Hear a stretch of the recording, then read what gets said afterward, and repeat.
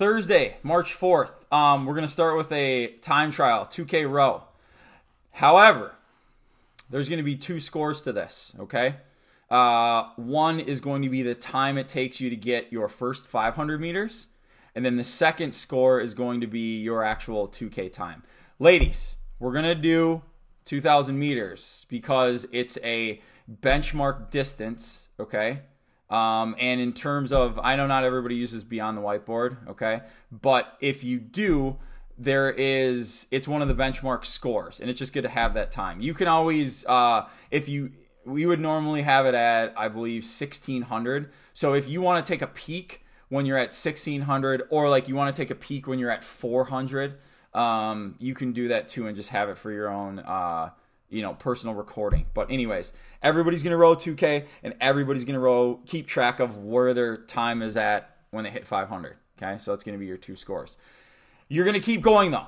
Let me be clear. At 500 meters, don't stop. You're just going to have to remember what that time is, okay? All right? Then, we've got every 4 minutes for 5 sets. Guys, you're going to bike a half mile. Ladies, you're going to bike 0.4 miles. And I want it to be hard, okay? So you got 4 minutes. You're going to sprint that, all right? Sprint. Whatever a relative sprint means. Then you get a minute of rest. And then you got to complete 5 strict ring dips and 5 strict pull-ups.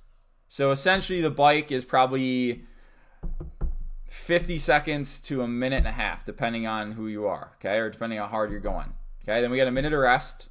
So that's 2.5 minutes. And you got potentially like maybe 2 minutes to 90 seconds, maybe a little bit less to do those ring dips and pull-ups. In terms of scaling, you can always use a band on both of these. Okay, for the ring dips, you could have the assistance of a box where your legs are straight or at an angle. Your feet would be out here on a box. Here's my hip. And then my torso is here with myself positioned in between the rings. And you're dipping down with your feet on the box. Okay, you could do that. You could use the floor and do almost the exact same thing or be on your toes.